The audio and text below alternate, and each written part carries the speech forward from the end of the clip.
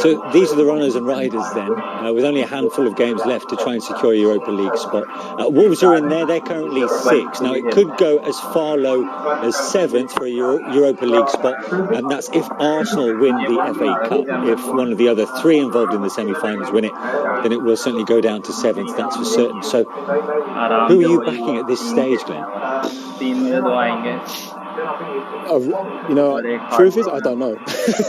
I think Wolves will take one. I think Wolves, they've been beating everybody, haven't they? So I think they will stay where they are. I would have thought. And then I think Tottenham could get there. I think with Sheffield United playing Leicester, they've not come back firing all cylinders. So I'll go with Wolves and Tottenham.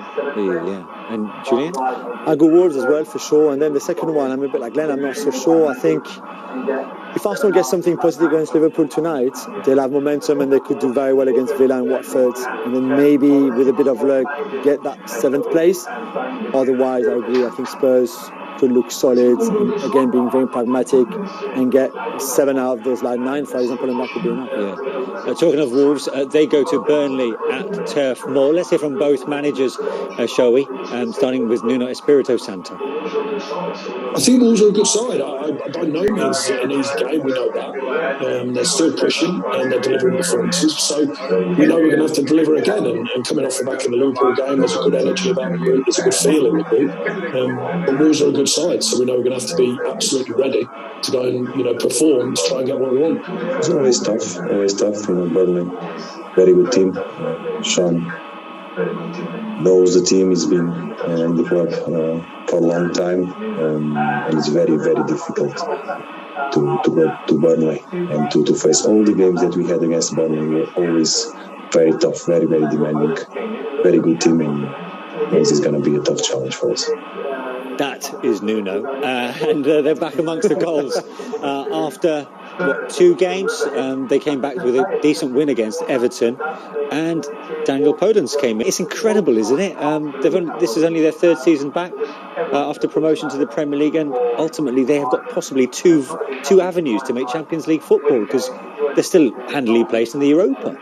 Yeah, I think it's almost hard to believe how well they're doing, because everyone talks about the big 4 or the big 5, and they've kind of been coming up the blind side, winning games, enjoying their football with no one really talking about them. And like I say, they've been beating better teams on paper, but they've got some fantastic Portuguese players. And like you say, that the guys that are coming in, and the Premier League can be a tough league. It's different to many others, where it's physical, quick, and some guys find it hard to adjust. But the players they've signed seem to be finding their feet very quick. And as you can see at the side of your screen, no player has been involved in more goals in all competitions this season than Raúl Jiménez with his 35.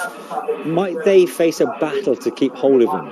I think they should. I don't know if they will, but they should. If you were Man City, for example, and Sergio Aguero is going to go not this summer, the following summer when he's out of contract. He's good enough for City then for you? He might not be good enough to start every single game, and you could still have Gabriel Jesus as your number 1 and Jimenez as your number 2, and that would be great for you. I think it would be great for many teams.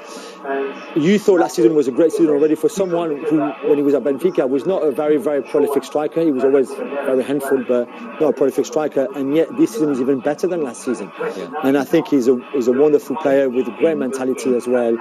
And I think the best piece of business that Wolves could do this summer was to keep him for sure, and players like Ruben Neves as well, and others of the key players, because they'll be in demand. Yeah, he's 29 now, so might he be looking perhaps half-heartedly at one last big move in his career?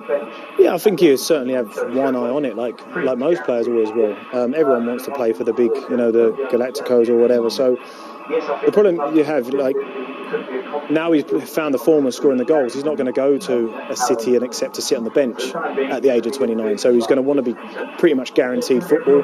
And the one thing for Wolves, they will be able to guarantee him that. So I think there'll be clubs interested, but it could be a complicated deal to pull off just because of the age and how long he's been here for. Yeah, but for the time being, he's certainly doing the business as far as Wolves are concerned.